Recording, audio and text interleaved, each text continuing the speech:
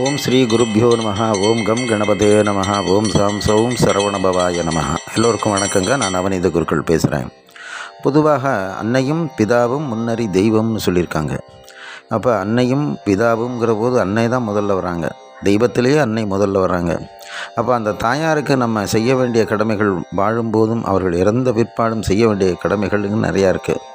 அப்போ அது மாதிரி கடமைகள் எந்த ஒருத்தன் தவறி விட்டாலும் அந்த தாயாருடைய சாபம் என்று சொல்லக்கூடியது, சாபம் கொடுக்க மாட்டாங்க அவங்க, இருந்தாலும் இந்த கிரகங்கள் இருக்கு இல்லையா, இவன் தாய்க்கு செய்ய வேண்டிய கடமைகள்லாம் செய்யலையே அப்படின்னு சொல்லி அவங்க மூலியமாகவும் இல்லை இந்த தர்ம தேவதை மூலியமாகவும் சில சாபங்கள் கிடைக்கலாம். அப்போ இந்த சாபத்தை எப்படி நிவர்த்தி பண்ணி கொள்வது? சில பேருடைய ஜாதகத்தில் அப்படித்தான் இருக்கும். எவ்வளவு முன்னேறினாலும் ஏதாவது ஒரு தடங்கள் இருந்து கொண்டே இருக்கும். அது இந்த மாதிரி தாய் தந்தையினுடைய சாபங்களாக கூட இருக்கலாம். அப்போ அதிலேருந்து மீண்டு வர என்ன செய்யலாம், எப்படி அந்த தாய் தந்தையினுடைய சாபத்தை மீட்கலாம் அப்படிங்கிறத பார்க்குறது. முதல்ல தாயாருடைய இதை பற்றி நம்ம பேச போகிறோம். இது வரைக்கும் நம்ம சேனலுக்குள்ளே இப்போ தான் வரீங்கன்னா தயவு செஞ்சு சப்ஸ்கிரைப் பண்ணிக்கோங்க. பிடிச்சிருந்தால் லைக் பண்ணி எல்லாருக்கும் ஷேர் பண்ணுங்க. நல்ல விஷயங்கள் எல்லாருமே கிடைக்கட்டும். தாயின் சாபம் எதுவும் இருந்தாலும் நிவர்த்தி அடையிறதுக்கு எல்லாருக்கும் இது மிகுந்த உதவியாக இருக்கும். இப்போ நம்ம நிகழ்ச்சிக்கு போவோம். பொதுவாக பார்த்திங்கன்னா அன்பு என்ற சொல்லுக்கு தாயார் தான் அதிபதி. ஏன்னா தாய் இருக்கும் காரணத்தால் கோயிலுக்கு போவதில்லை என்று ஒரு கவிஞர் பாடியிருக்கின்றார். அதனால் தாயைத்தானே நம்ம தெய்வமாக வணங்கணும்னு சொல்கிறது தான். அன்னையும் பிதாவும் முன்னறியும் சொல்கிற காரணமும் அதுதான். அப்படிப்பட்ட போது இந்த தாயாருடைய மனசு கஷ்டப்படும்படியாகவோ ஏதோ ஒரு சில காரணங்களால் அவங்கள அடிக்கக்கூடிய சூழ்நிலையோ இந்த மாதிரி சிலருக்கு ஏற்பட்டு விடுகிறது. தாயார் சும்மா இருந்தாலும் அந்த கிரகங்கள் தர்ம தேவதைன்னு ஒருத்தி பார்த்துட்டு இருக்கா இல்லையா, அப்போ அவளுக்கு எல்லாரும் ஒன்று தான். தாயார் பண்ணுறான் அன்பாக இருக்கா அப்படிங்கிறதுனால அது விட்டுறாது. தாய் சாபங்கிறது அவன் மூலியமாக இவனுக்கு கிடைத்து விடுகிறது. தாயார் சும்மா இருந்தாலும் அந்த இதுக்குள்ளே கிடைத்து போயிடுது. அதனால் என்ன செய்யலாம் அப்படின்னு பார்த்தா, எப்படிலாம் நடக்கும் அப்படிங்கிறது உங்களுக்கெல்லாம் தெரிஞ்சிருக்கும். திருமணம் ஆகிற வரைக்கும் அம்மாவே ஒரு பிரியத்தோடு இருக்கணும். திருமணம் ஆன பிற்பாடு சில பேர் மாறிடுவாங்க. இன்னும் சில பேர் திருமணம் ஆனதுக்கு முன்னாடி தாயாரோட கடுகடுப்பாக இருந்தவங்க மனைவி நல்லா சொல்லி அம்மாவை கும்பிடணும், அம்மா பிரியமாக இருக்கணும்னு சொல்லி மாற்றின மருமகளும் உண்டு. அப்போ இந்த மாதிரிலாம் நடக்கிற போது ஒருவேளை அம்மாவுடைய சாபங்கள்னால ஒருத்தர் முன்னேறாமல் இருக்கலாம் அப்படின்னு பார்த்தா, அது எப்படி நம்ம முன்னுக்கு வரலாம் அப்படின்னு பார்க்கணும்.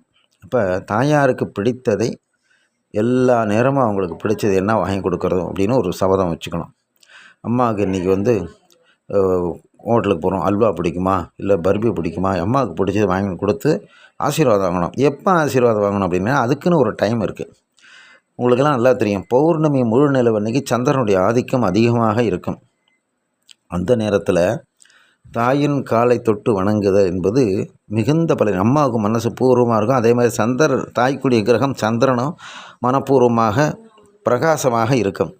அந்த நேரத்தில் பௌர்ணமி அன்றைக்கு சாயங்காலம் அம்மாவுக்கு பிடித்தமான ஏதாவது ஒன்று கொடுத்து அவங்க காலில் விழுந்து ஆசீர்வாதம் வாங்கும் பொழுது மஞ்சள் அரிசியை கொடுக்கணும். அரிசி சந்திரனுக்கு உகந்த தானியம். அதனால் மஞ்சள் அரிசியை கொடுத்து குரு கடாட்சத்தோட குருச்சந்திர யோகத்தோடு அந்த அட்சதையை எடுத்து அம்மா கையால் போட்டுட்டாங்கன்னா, இது வரைக்கும் ஏதாவது சாபங்கள் கொடுத்துருந்தாலும், அது தர்ம தேவதை கொடுத்துருந்தாலும் இந்த சாப நிவர்த்தி தாயின் மூலியமாக கிடைத்துவிடும். தாய் என்ன சொன்னாலும் அந்த நேரத்தில் பலிக்கும். பௌர்ணமி அன்னைக்கு சாயங்காலம் எல்லோரும் மறக்க வேண்டாம், தாயாருடைய பாதங்களை தொட்டு வணங்குங்கள். பாத பூஜை கூட செய்யலாம் தாய்க்கு அன்றைக்கி, பௌர்ணமி அன்னைக்கு. அப்படி ஒரு விசேஷமான நாள் பௌர்ணமி. அந்த பௌர்ணமி அன்னைக்கு தாயாருடைய அனுகிரகத்தை பெற்றுக்கொண்டால் உங்களுடைய வாழ்க்கை இனிதாகும். தாய் சாப நிவர்த்தி அடையும். எல்லோருக்கும் நல்லது நடக்கும். குறிப்பாக விருச்சிக ராசியில் பிறந்தவர்களுக்கு சந்திரன் நீச்சமாக இருக்கும். தாய்க்கு எந்த விதத்திலையாவது இவங்களால் பிரச்சனைகள் வரலாம். அதனால் விருச்சிக ராசி பிறந்தவர்கள் குறிப்பாக பௌர்ணமி அன்னைக்கு தாயாருடைய பாதங்களை தொட்டு வணங்கினால் மிகுந்த நன்மை தரும். அப்போ தாயார் இல்லைங்க என்னங்க செய்கிறது அப்படின்னா, தாயின் படத்தை வைத்து வணங்குங்கள். அதுவும் ஒரு சிறந்தது. அன்றைக்கு தாய் இல்லாவிட்டாலும் தாயினுடைய கிரகம் வேலை செய்யும். பௌர்ணமி பார்த்து சந்திரனை பார்த்து கும்பிட்டுக்கலாம். தாயினுடைய ஆசீர்வாதத்தை நீங்கள் பெற்றுக்கொள்ளலாம். எல்லோருக்கும் இந்த பதிவு மிகவும் பயனுள்ளதாக இருக்கும் என்று நம்புகிறேன். உங்களுடைய கமெண்ட்ஸ் என்னங்கிறது கமெண்ட்ஸ் பாக்ஸில் கொடுங்க. நன்றி, வணக்கம்.